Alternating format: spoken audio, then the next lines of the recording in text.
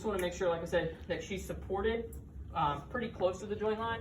But remember, we don't want our stuff getting in the way. So if you position her too far back, that's in the way of her getting to the range. Same thing, go in the opposite direction. Okay, so we want to make sure we can have clearance to get through the full range that they have. We want to come back here and stabilize, just like we talked about when we did our passive range of motion. Okay, we want to stabilize, but then we don't want to pull through the fingers as we go through there. All right, so that's kind of why y'all are learning those things in stages. You get used to knowing why you're not doing things. Why do we not want to do it like this? Because it could be something they use every day. So tenodesis, it could be something that they use every day. Okay, what else? It's going to inhibit the motion. Because of? The two joint, What two joint muscle? the extensor digitorum The extensor digitorum? profundus. No, the profundus and superficialis. Are those extensors? No, the flexors. Good, The flexors good. of, yeah. Good, so your long finger flexors cross the wrist, all right, and they cross the finger joints. So we back to our passive insufficiency. Okay, so we're not looking to measure that. We're looking to measure her wrist motion.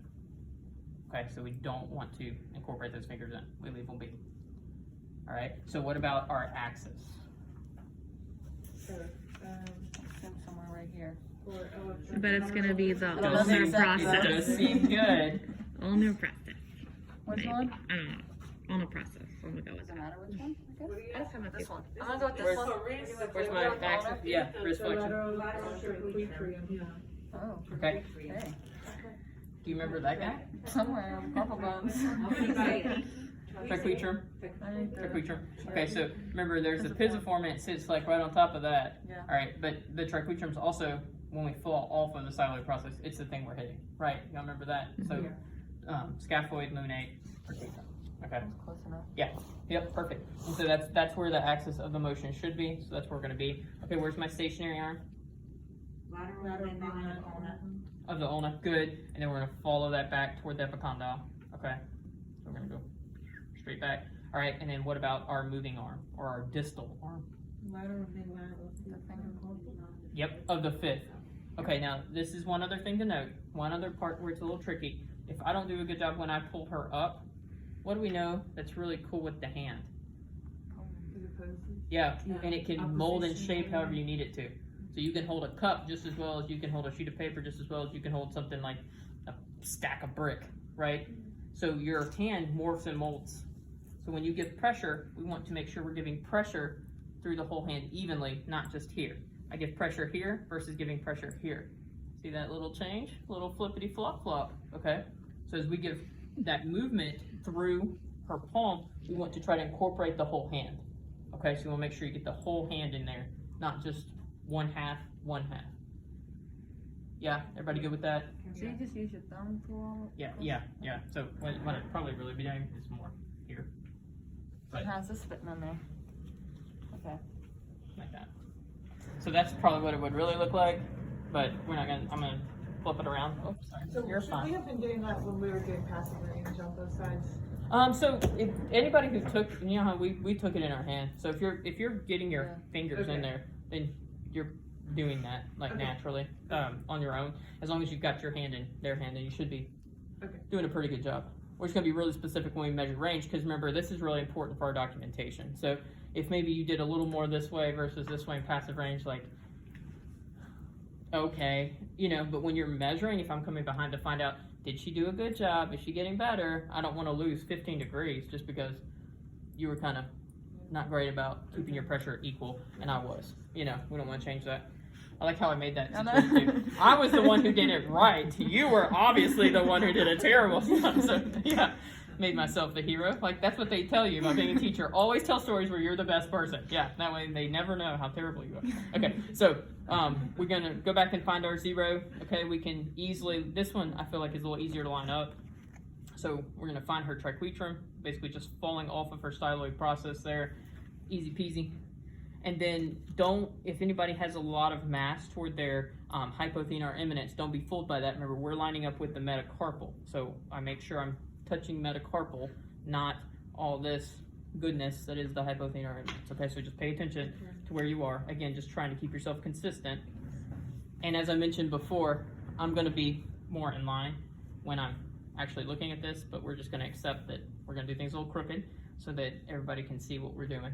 And then we're gonna line up our stationary arm along that ulna so that it's pointing toward the epicondyle a little bit there.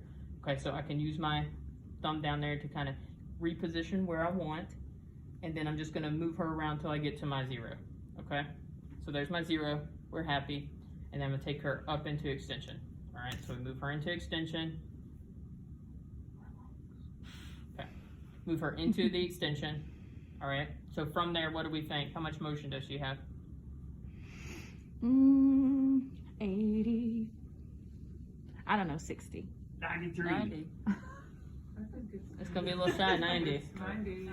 It's gonna be a little shy of 90. Those are little lines right there. But yep, pretty close to that. Okay, good. And so when we go through the movement, stabilize there on the forearm, give your pressure equally through the hand. So again, it would probably look more like this that we're doing, okay?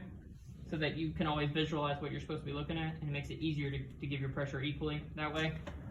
But for the sake of your learning, we're gonna go this way, through.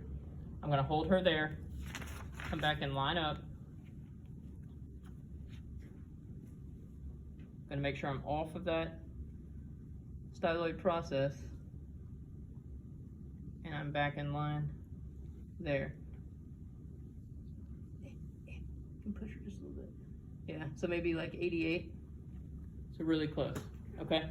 Really close to that. All right, so for flexion, we can come down. I'm gonna do the same thing. Can you scooch forward just a hair?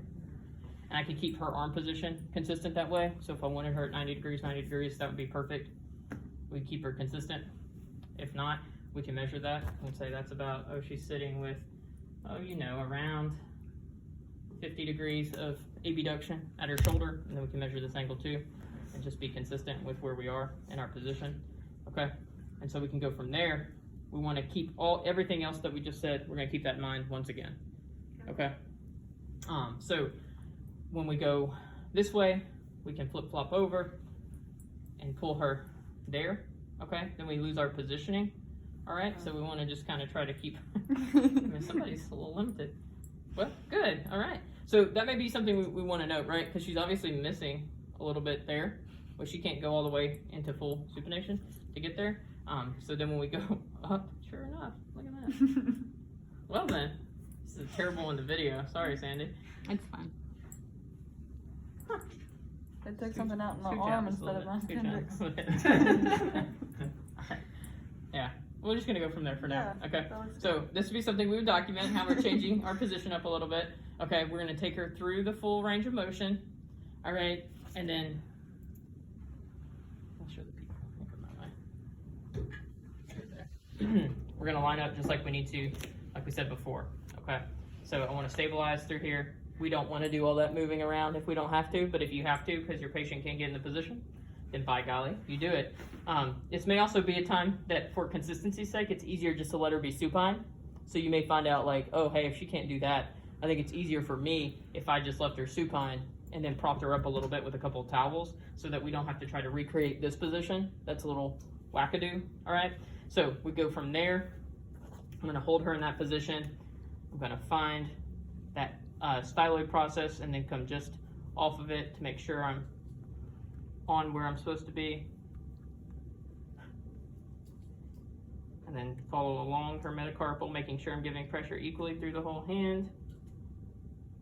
Okay. And then, actually say she has about 100 degrees, okay? So she has a little extra movement Look at me. in flexion for what she's lacking in supination and pronation. Okay, so y'all do those. So supination, pronation, wrist flexion, wrist extension.